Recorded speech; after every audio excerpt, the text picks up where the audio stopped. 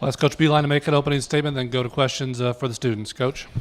So, great game, incredible atmosphere here at Madison Square Garden. I've played in the Big East Championship game before. It has every element that you could ever want, and even more because of the Michigan State being here. But basically, many of our teams would have commanded that same audience. So, great idea. I don't think anybody liked the timing being a little bit earlier, but I think in the long run, anybody attended that game today knew it was well worth it for us to make this trip. So much respect for Michigan State. We beat a really, really good basketball team, a team that deserves where they are, top 1 to 10 ranking. They can win the national championship. Everybody needs breaks to do that, but they're a fantastic team, and we're very appreciative that we were able to get a win today. Questions for the students? Raise your hand. Start back here in the back.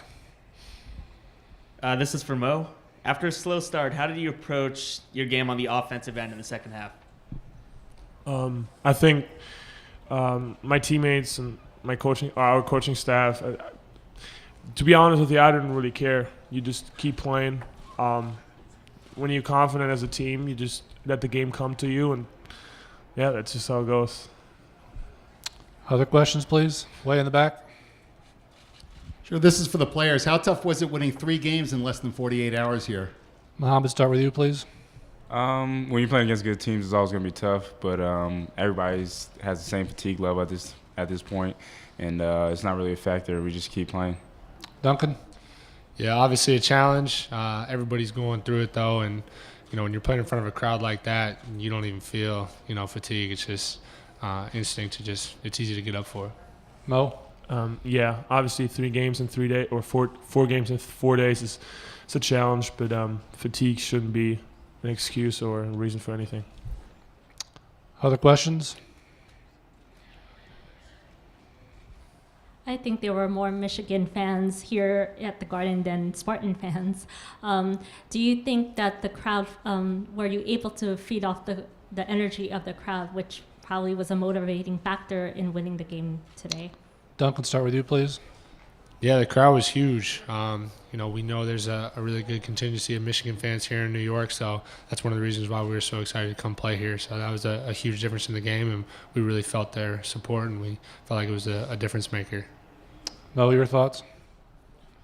Yeah, obviously it's a lot of fun to celebrate a win like that with the fans, and yeah, it makes it all worth it.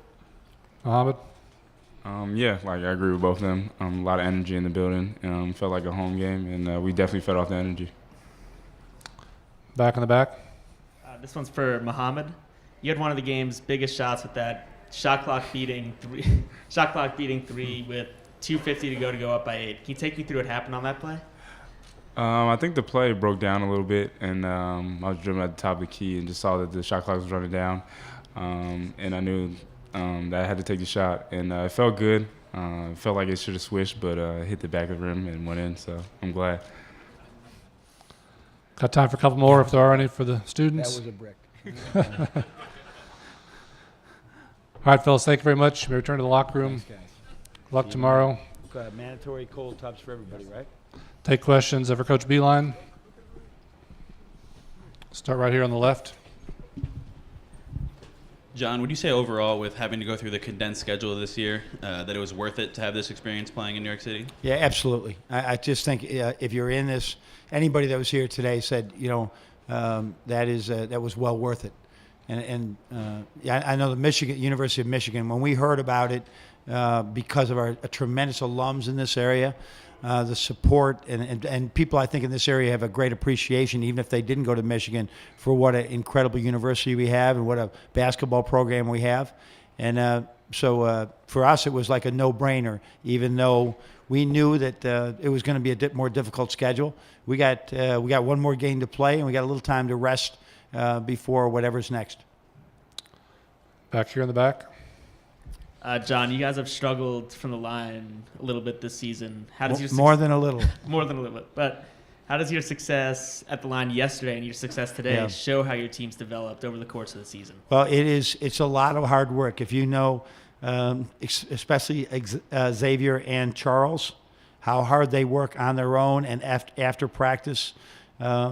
to be in that, so that they're in that situation. And I think they were 6 for 8 and 4 for 6. They're not perfect yet, but they really work at it. But there was nothing. It was a sweet sight to see Xavier's shots just go right through the middle. And that's of his foul shots the last couple of days. I think he's maybe 8 for 10 or 10 for 12, right, shooting it right down the middle. Other questions? Boy in the back. Coach, what turned the game around early in the second half in your favor? You know, the first half, I think that we had some really good looks and we didn't make them. And in the second half, I think they got really good looks and they didn't make them.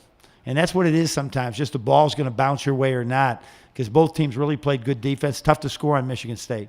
And they did a really good job, but all of a sudden a few went in for us, and Mo got going a little bit.